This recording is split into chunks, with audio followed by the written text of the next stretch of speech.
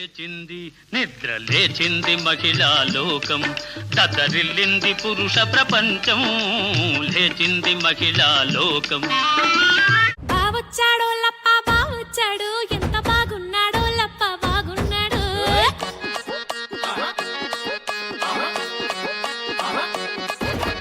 బావొచ్చాడో లప్ప బావొచ్చాడు, ఎంత బాగున్నాడో లప్ప బాగున్నాడు.